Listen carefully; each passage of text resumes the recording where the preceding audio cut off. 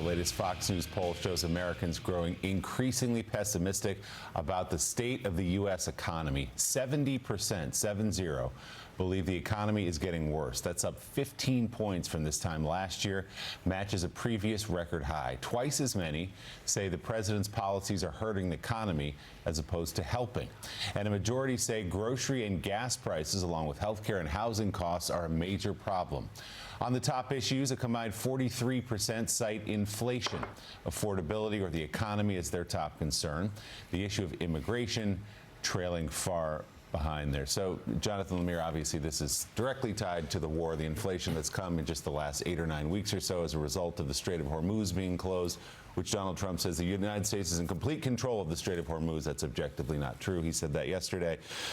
This is a problem, not just the morass that has become the war, but the domestic problems that come with it. No question. And to Joe's point, there are many analysts who say, yes, it's good that President Trump isn't cutting and running from the war in Iran because of the mess it would leave behind and leave Iran fully in control of the Strait of Hormuz. But something has to give. And he can talk as much as he wants about how, well, we use it less. And it's true. American ships use it less than others. But the energy economy is a global economy. The oil market's a global market. We're all feeling it. And it's not just energy. We're seeing prices rise across the board. And that poll suggests people are deeply unhappy. And we also shouldn't forget, of course, that when Trump won in 2024, that was his signature promise. I'm going to bring prices down. And he's done exactly.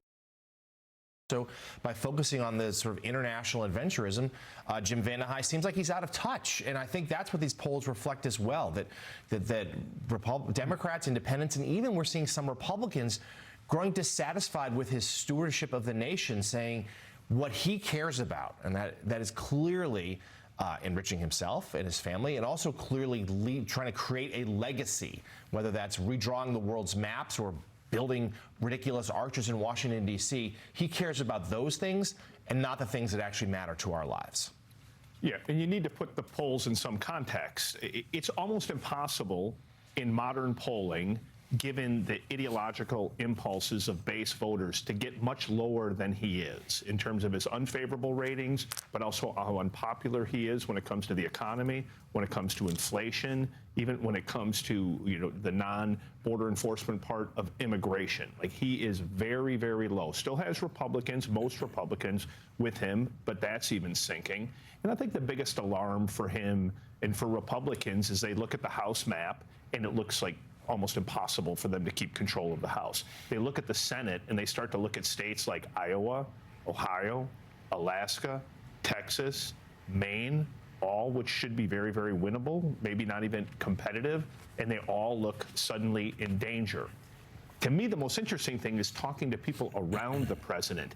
Their language and body language has changed markedly in the last 2 months. They know they're in a huge hole and it's going to be really, really hard to get out of it. They don't even really defend it anymore. They understand that we're here by a series of choices that the president made by himself. How to prosecute this war was his choice. To do tariffs the way he did was his choice. To unleash ICE into neighborhoods before ICE was properly trained to do it was his choice. To then promote that in a very chest-thumping type of way was his choice. And now Republicans are having to pay for that.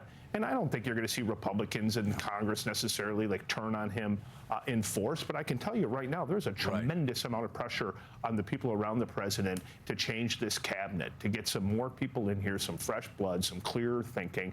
Or they worry they're just going to get wiped out. And as we're reporting this morning, day one, Democrats will impeach him. I don't think he cares that much. He's been impeached before. He'll survive it in the Senate. But that's the fate. And he can ignore the subpoenas. Oh, his friends and family can't.